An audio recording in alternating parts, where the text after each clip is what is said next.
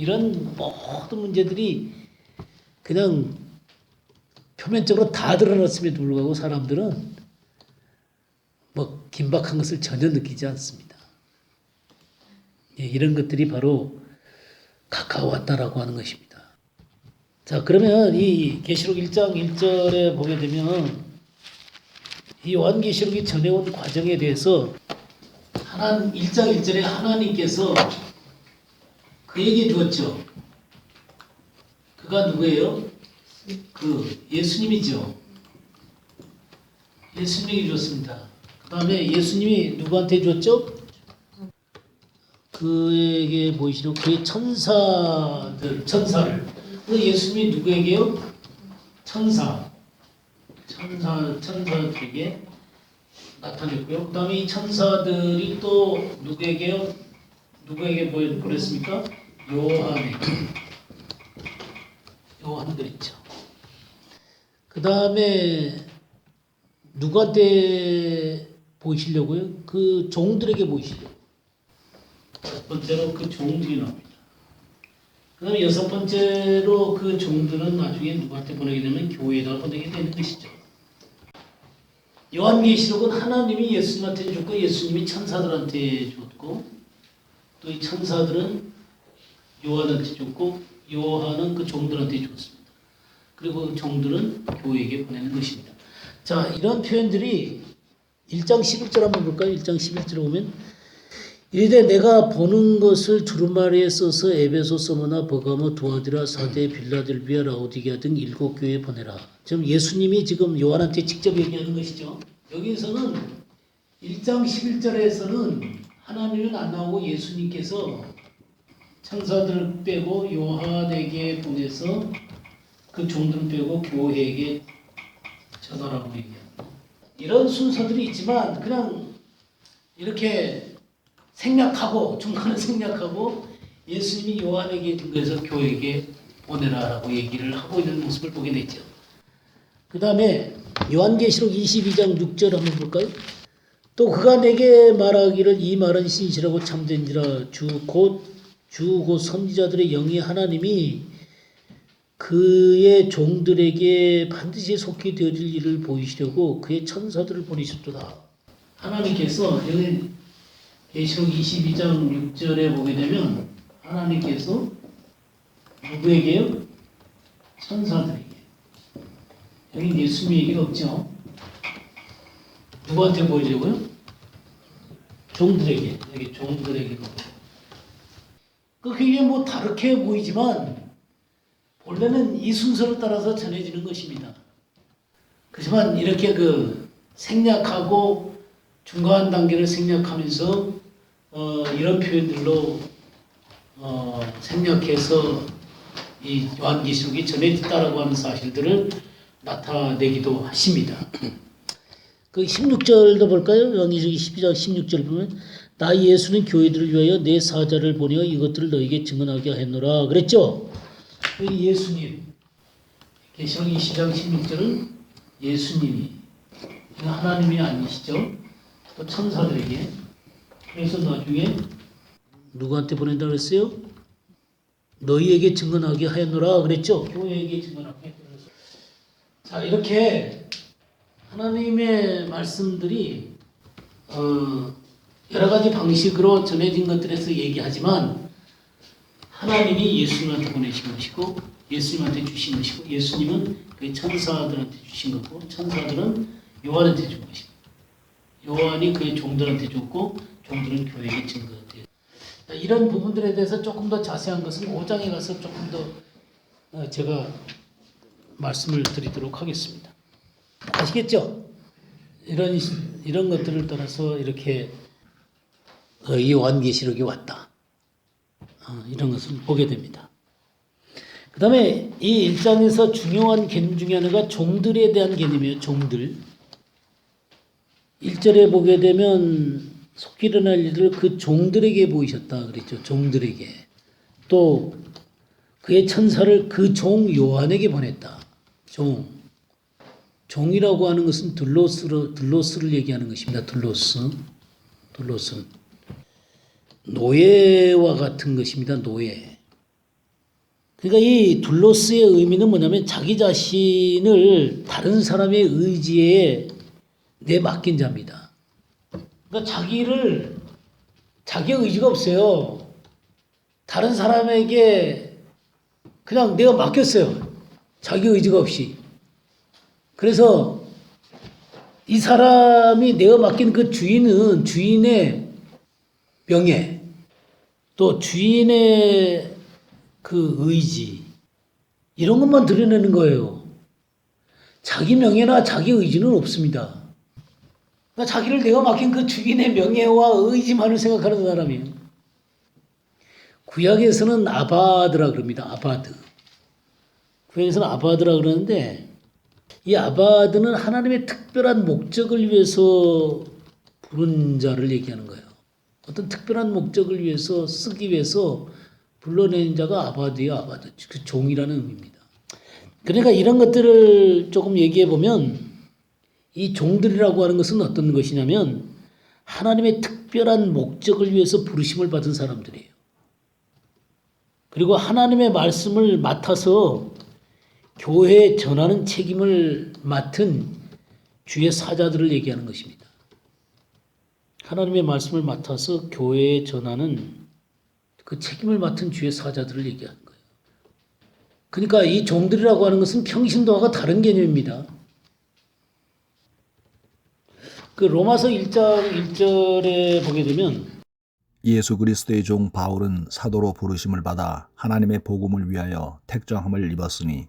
네, 예수 그리스도의 종 바울 그런 표현이 나오죠. 예수 그리스도의 종 바울. 빌립보서 1장 1절도 한번 보겠습니다. 그리스도 예수의 종 바울과 디모데는 그리스도 예수 안에서 빌립보에 사는 모든 성도와 또한 감독들과 집사들에게 편지하노니. 네, 그리스도 예수의 종 바울과 디모데는 그리스도 예수의 종이다라는 표현을 썼습니다. 히브리서 3장 5절을 한번 보시죠. 또한 모세는 장래에 말할 것을 증언하기 위하여 하나님의 온 집에서 종으로서 신실하였고. 예. 장래에 말할 것을 증언하기 위해서, 그러니까 하나님께서 맡긴 말씀을 책임있게 증거하기 위해서 종으로 신실했다. 종으로 신실했다. 그러니까 이렇게 그 하나님의 특별한 목적을 위해서 또 하나님의 말씀을 맡아서 교회에 이렇게 하나님의 백성들에게 증거하는 책임을 맡은 이런 사람들을 종이다라는 표현을 썼습니다. 오늘날은 이 종들에 대한 개념이 참 희박해져 가고 있고 또 권위가 추락되어져 가고 있는 그런 시점에 있습니다. 이런 것들에 왜 그런가 그런 생각을 해보면 너무 자기가 종이라고 권위를 내세우는 그런 사람들 때문에 반작용이 일어났던 경우도 부정할 수가 없는 것 같아요. 그러니까 목사나 이 하나님의 말씀을 전하는 사람들이 하나님의 종을 함부로 대한다고 그래서 너무 자기를 내세움으로 말미암아 반작용이 일어났었던 것 아닌가 하는 생각이 하나 있고요. 그 다음에 타락입니다. 타락. 너무나 많이 세속적인 타락을 함으로 말미암아 권위가 실추되어졌다라는 생각이 듭니다. 그리고 또 하나가 뭐냐면 말씀에 대한 무지입니다. 이 종이라고 불리는 사람들이 말씀에 대해서 너무 무지해요.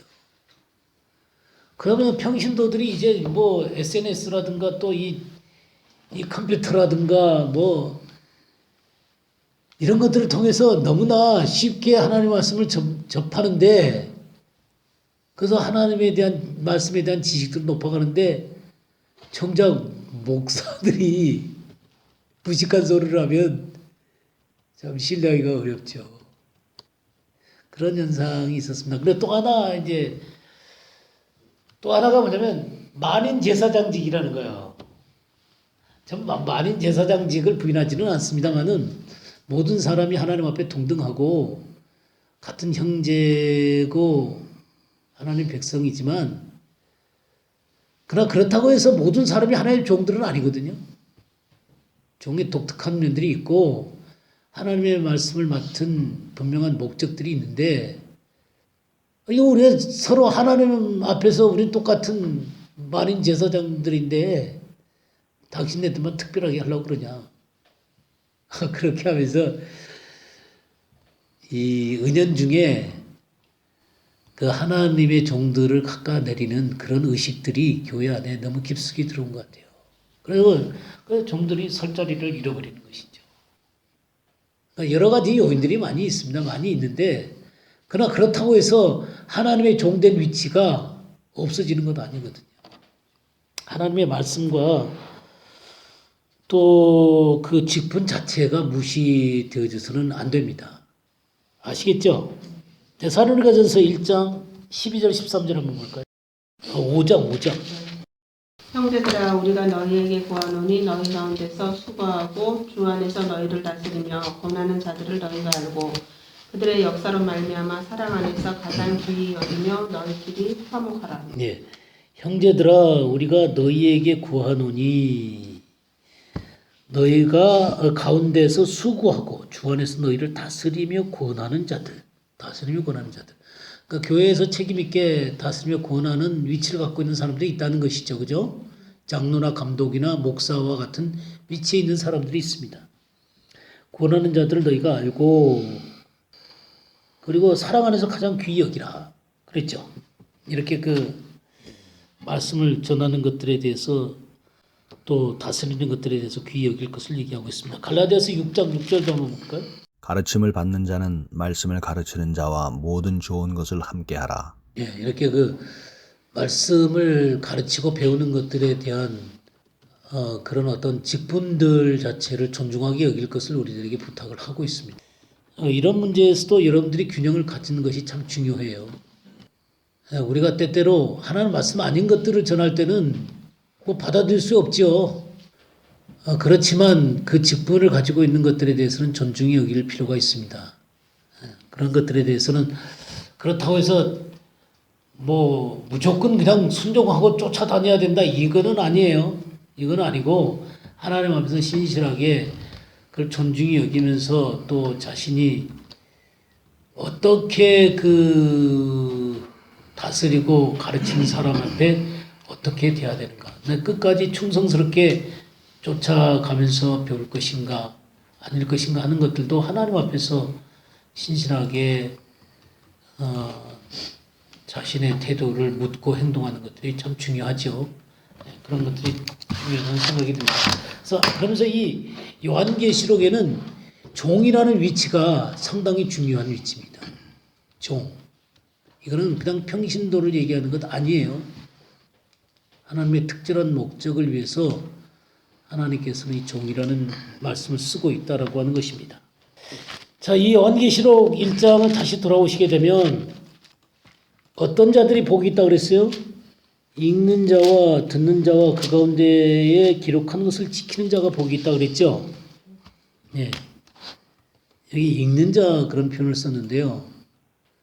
지금 여러분들이 요한계시록을 읽고 있잖아요. 그죠? 이번 주에도 읽으셨죠? 이렇게 이런 식으로 초대교회 때는 이런 식으로 읽지 않았어요. 이 성경 한 지를 만들려면 양이 380마리가 들어요.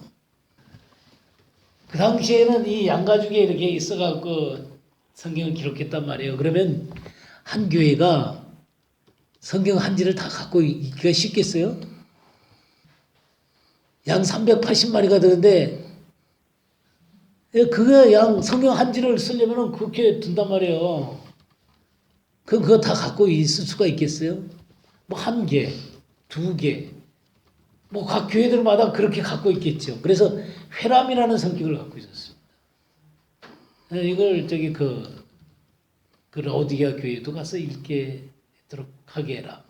뭐 그런 식으로 회람 형식으로 이 성경이 돌려져 보게 되어졌습니다. 그러면 어떻게 하겠어요? 읽어야 되겠죠. 앞에서 누가 나와서 읽는 수밖에 없어요. 무슨 말씀인지 알겠죠? 내가 이렇게 펴놓고 읽을 수가 있는 게 아니에요. 이렇게 딱 보관해 놨다가 성도들이 모이면 딱 펴고 쭉 읽었겠죠. 공적으로 읽었어요. 그 당시에는 또 문명이 많아가지고는 또 글을 다 읽을 수도 없어요. 그래갖고 나중에는 그림으로 표현하냐, 그림으로. 그리고 나중에 이 그림이 또 뭐가 되면 우상이 되는 거예요. 이 그림 자체가 막 그 하나님의 말씀이다 그래갖고는 그냥 우상이 되고 막 그렇게 되는 거예요. 근데 사실 그 하나님의 사자들이 이 말씀을 이렇게 읽는데 이건 굉장히 귀한 거잖아요. 이 요한계시록 같은 경우는 특별히 귀한데 문제가 뭐냐면 잘 이해를 못하는 거예요. 그러니까 잘 안 읽으려고 그래. 이해도 잘 안 되고 그 요한계시록을 잘 안 읽으려고 그러니까 읽는 자는 복이 있다라고 말씀한 거예요. 읽는 자는 복이 있다. 뭐 지금도 잘 이해가 안 되는데 그때라고 잘 이해가 되겠어요? 이해가 잘 안 되는 거예요. 예, 그 듣는 자 그랬죠. 듣는 자. 듣는 자는 아쿠오라는 말이거든요. 아쿠오. 경청하다 그 말이에요. 경청하다. 근데 이 말의 의미는 이렇게 그 귀로 이렇게 듣는 것만이 아니라 들려온 내용을 이해하고 수용하는 것을 얘기하는 거예요. 구약에서는 이 말을 어떤 말을 아쿠오라고 번역해 샤마를 아쿠오라고 번역했어요. 샤마. 듣다. 듣다죠. 신명기 4장 12절 한번 볼까요? 여호와께서 불길 중에서 너희에게 말씀하시되 음성뿐이므로 너희가 그 말소리만 듣고 형상은 보지 못하였느니라. 이 말소리만 듣고 할 때 이게 샤마거든요. 근데 이게 어떤 말씀으로도 또 쓰게 되냐면 지킨다는 말로도 써요. 사사기 한번 볼까요? 사사기 2장 17절.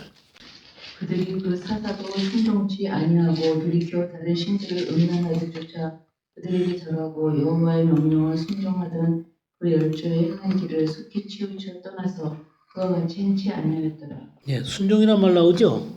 이게 샤마. 그래서 이렇게 그 복종한다는 의미를 갖게 되어지게 되는 것입니다. 그러니까 듣는 자는 그러니까 이게 진정으로 하나님의 말씀을 순종하려고 듣는 것이지 그냥 귀로만 듣는 거 아닙니다. 그래서 이 성경에 듣는 자는 살아나리라 그랬죠. 요한복음 5장 25절 같은 경우에 너희가 하나님의 음성을 들을 때가 오느니 곧 이때라. 듣는 자는 살아나리라 그랬죠. 살아나리라. 성령의 깨닫게 하심으로 듣는 것입니다. 그냥 단순히 문자로 듣는 것이 아니라 성령의 깨닫게 하심으로 그 인격이 응답을 하는 거예요. 그래서 그 말씀이 내 속에 새겨지게 되는 것입니다. 그래서 생명이 들어오게 되는 거예요. 살아있는 생명이 씨로 들어오게 되는 거예요. 그때 영적으로 살아나게 되는 것입니다. 그 다음에 지키는 자가 복이 있다고 그랬죠. 읽는 것, 듣는 것, 지키는 것이 따로 떨어져 있는 게 아니에요. 전부 다 이 하나님의 말씀이 지켜져야 되는 것입니다. 그러니까 생명의 말씀으로 들려지게 되면 이 말씀은 지켜지게 되는 것이죠. 지키지 않는다면 아무 의미가 없는 것입니다.